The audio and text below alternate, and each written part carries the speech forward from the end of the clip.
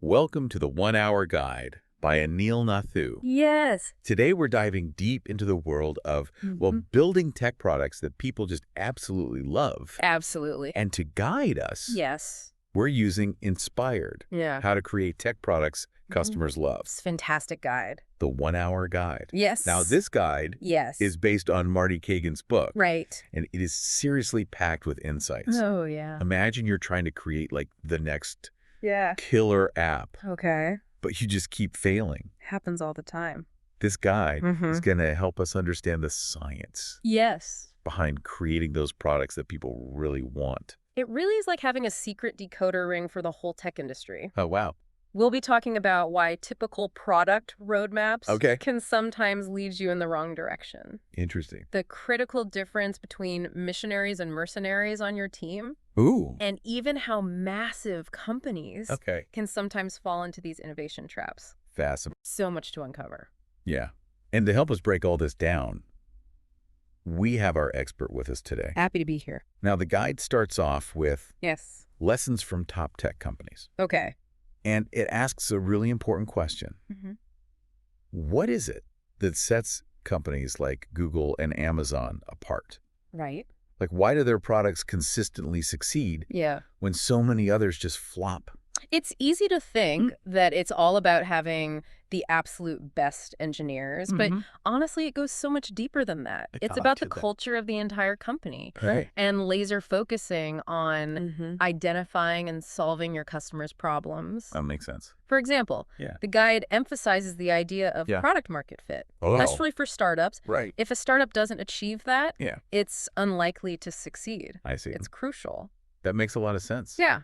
You know, the 1 Hour Guide by Anil Nathu, it even uses the term technology-powered products. Right. What does that actually mean? So it means that technology isn't just like a tool for these successful companies. Okay.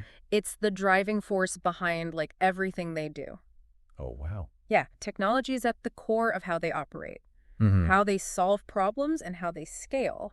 So instead of just like tacking technology onto an existing business model, Right. they're building their entire approach around it. Exactly. Wow. And the guide actually highlights a very common mistake that companies make. What's that? Relying too heavily on stakeholder ideas instead of like true customer needs. So they're not going straight to the source. Yeah, and that's the foundation of successful product development. Okay. Deeply understanding your target customer Yeah. and building something that genuinely addresses their needs, Got it. not just what stakeholders assume those needs are. Okay, so understanding the customer is absolutely critical. Absolutely. And technology-powered products means that technology is really at the heart of how a company operates. Right.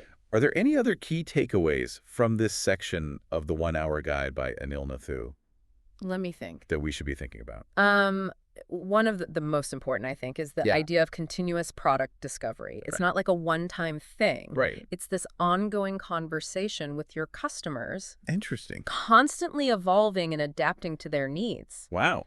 It's a critical concept for anyone building tech products, especially in a world where everything changes so quickly. I can imagine. Yeah. It's kind of like building a dream team Yeah. for a heist movie. Okay. You need the specialist to crack the safe. Right. You need the getaway driver. Oh, yeah. The master of disguise. I get it. Everyone plays a critical role. Okay, I see where you're going with this. Yeah. You need that right mix of talents to pull off a successful product launch. Exactly. Yeah. So Marty Cagan, Yeah. he outlines these key roles as the product manager, who's like the visionary leader. Right. You need a product designer, ensuring a smooth and enjoyable user experience. Makes sense. And of course, the engineers who bring the whole thing to life through code. Right. But having the right people in the right roles, Right. that's only part of the equation. Yeah, it is. What separates a good team from a truly great one?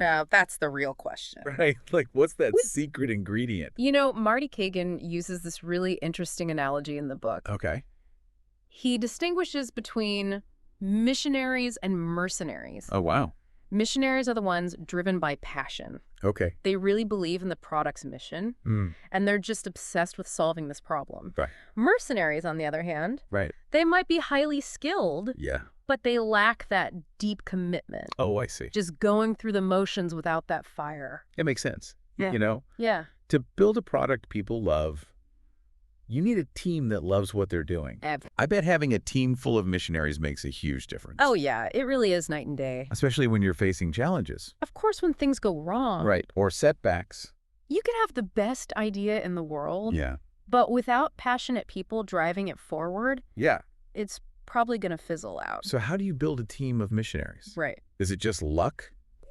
Or is there something more strategic involved? It really comes down to company culture. Oh, interesting. Leadership plays a massive role Okay. in cultivating that environment where these passionate individuals thrive. That makes sense. And this is where the 1 Hour Guide by Anil Nathu case study of Innotech Okay. provides really valuable insight. Okay. Their CEO, Sarah, Right. she seemed to have a knack for fostering this kind of environment. She did. She was brilliant.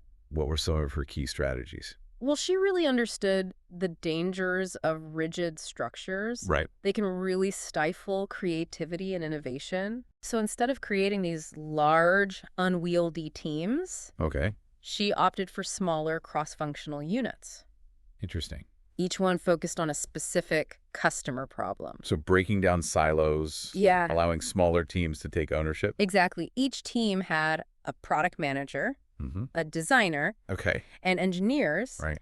giving them that autonomy to tackle problems from all angles. But autonomy doesn't mean chaos. Right. Right. She was really good at setting clear objectives, making sure everyone was on the same page, Yeah. but also giving them the space to figure things out. So it's like a balancing act. Yeah, it is. Providing direction and boundaries, but also fostering freedom and trust. Absolutely. That's a critical lesson. Yeah. For anyone building a team, whether you're a founder or leading a team within a larger organization, Doesn't matter what size come. empowering your people Right. and creating that sense of ownership is really powerful. Oh, yeah, for sure. This makes me think about, all those products that just seem to miss the mark, Right. even with a talented team behind them. Yeah. It's like having all the right ingredients, Okay. but using the wrong recipe. You're hitting on a critical point. Okay. Even with the best team, building the wrong product can lead to disaster. Oh, wow. And this leads us to part 3 of the guide, Okay. The Right Product. All right, let's dive in. Okay. This is a topic so many entrepreneurs probably lose sleep over. Oh, yeah, definitely. How do you avoid pouring your heart and soul into building something that ultimately fails? Right. I'm all ears. Okay, so one of the first things we need to address is this common misconception What is it? about the traditional product roadmap. Okay. Marty Cagan argues that, with their fixed timelines and feature lists, they can actually be detrimental to building truly innovative products. That seems counterintuitive. I know, right? Isn't a roadmap supposed to keep everyone on track? Well, Focus. it can, but the problem is that they often become so fixated on the outputs, those specific features, rather than the desired outcomes. So it's not just about delivering features. Yeah. It's about achieving specific results for the customer. Precisely. Making sure those features actually solve problems. Yes. And provide value. Exactly. And to address this, the 1 Hour Guide by Anil Nathu highlights this concept of OKRs. OKRs, I've heard of those. Yeah. But how do they actually work? So OKRs, they provide a framework for setting really clear objectives. So what you want to achieve. Right. And then defining these measurable key results that tell you if you're on track. Oh, that's smart. Yeah. They're like your compass and your map. So it's like setting a destination. Yes. And then identifying the milestones you need to hit along the way. Exactly. And importantly, OKRs help keep everyone aligned on the desired impact. So you're not just churning out features for the sake of it. It's about why you're doing it. This is fascinating. Yeah. So the 1 Hour Guide by Anil Nathu is saying that OKRs are a much better way to manage a project than a traditional roadmap. That's one way to think about it. Yeah. It's about focusing on the why behind the what. Interesting. And the guide actually shows how Innotech used this. Instead of saying, we'll add this feature by this date, they focused on the outcomes. Okay. For example, instead of just building a reporting feature, they asked, how can we make reporting so intuitive that it helps businesses save time and gain valuable insights without feeling overwhelmed? It's a subtle shift. Yeah. But it seems so powerful. It really is. You're not just building features. No. You're solving problems. That's the core of it. That makes a lot of sense. And this applies to any product, whether it's software, hardware, right, even a service. I see. It's about understanding that desired outcome for the customer and working backwards to figure out what features will actually get them there. All of this makes sense in theory. Yeah. But I'm curious how it translates into practice. Right. What does this process actually look like? Great question. In a real-world setting? That brings us to part 4 of the guide, where Marty Cagan emphasizes the need for the right process. He argues that building a successful tech product requires a specific process. It's like you need a recipe to bake a cake. I like that analogy. Yeah, you can't just throw a bunch of ingredients together and hope for the best. No. So what are the key ingredients of the right process for tech product development? Okay, so one of the most important things is that product discovery and delivery aren't separate phases, but rather continuous processes. Yeah, they're intertwined. So it's not a linear path where you do all your discovery up front No. and then hand it off to developers to build. Not at all. Okay. It's much more fluid, I see. where discovery and delivery happen in parallel, each one informing the other. So a constant feedback loop. Exactly. This sounds a lot like the Agile methodology, You're right on the money. which emphasizes flexibility and iteration. Right. And the 1-hour guide by Anil Nathu dives into some specific techniques that make this process work. Things like opportunity assessments, customer interviews, prototyping. These are all tools that allow you to test and validate your assumptions quickly and cheaply. Before you invest too much. Before investing tons of time and resources. Exactly. So you're constantly validating, gathering feedback, and making adjustments along the way, instead of clinging to a rigid plan. Exactly. This allows teams to stay nimble. Pivot when needed. And ultimately deliver a product that really meets the customer's needs. Right. This all makes perfect sense. Good. But I can't shake this feeling that we're still missing a crucial piece of the puzzle. What's that? We've talked about the importance of understanding your customer, having the right team, focusing on outcomes over features, using the right process. But what's that secret sauce that ties it all together? You're sensing the final piece of the puzzle. And it's perhaps the most crucial element of all. What culture. Oh, interesting. Which Marty Cagan dedicates part 5 of the guide to. It's the foundation upon which all these other elements rest. You know when you walk into a company and everyone's buzzing with excitement? Ideas are bouncing off the walls. And you can just feel the passion for what they're building. You just know they're onto something special. You can feel it. It's the magic of the right culture. It really is more than perks and a cool office space. It's about the values, the leadership style, how the teams interact. It's creating an environment where innovation can flourish. Marty Cagan makes this really interesting comparison in the book. Between good product teams and bad ones. What sets them apart? What are the cultural hallmarks? He talks about empowered versus micromanaged teams. You know, the ones that are focused on outcomes versus the ones that are just obsessed with churning out features.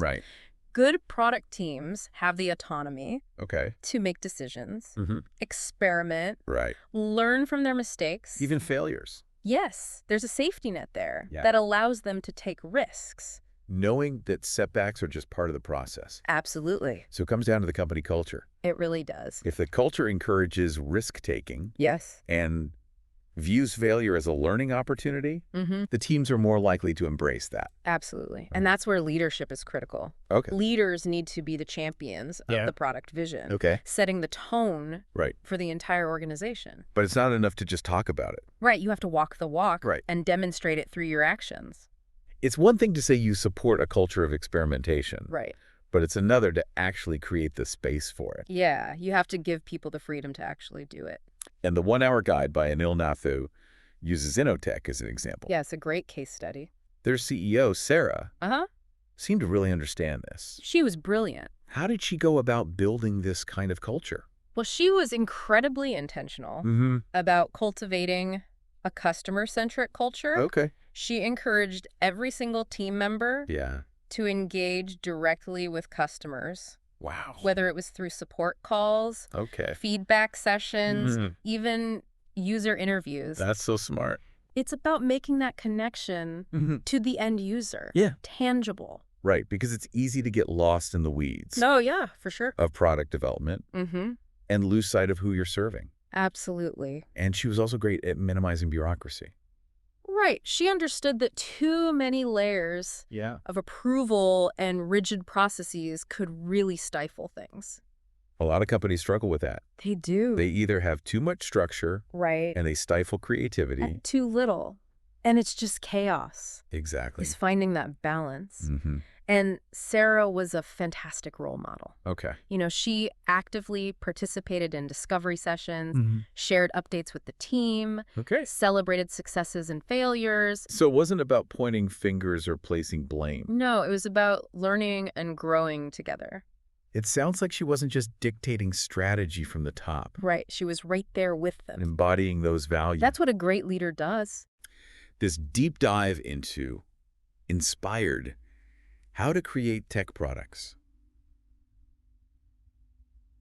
Customers love 1 Hour Guide. Yes. It's been incredibly insightful. I agree. It's really amazing how all these pieces fit together. It is. You know, understanding your customer, building the right team, focusing on outcomes over features, using the right process, and cultivating that right culture. It's all connected. It really is a holistic approach. And the 1 Hour Guide by Anil Nathu does such a good job of just distilling Marty Cagan's wisdom. It really does. Into these practical steps that any company can use. That's a really valuable resource. Absolutely, if you're looking to build incredible tech products that people will actually love. I highly encourage you to check out Anil Nathu's 1 Hour Guide. It's a great roadmap. It really is. This success. And remember, building a successful tech product isn't just about the technology itself. It's about so much more. It's about the people, the process, and building a culture that fuels innovation and creativity. Couldn't have said it better myself. Thank you for joining us today. It was my pleasure. Visit the 1 Hour Guide website for more business insights by Anil Nathu.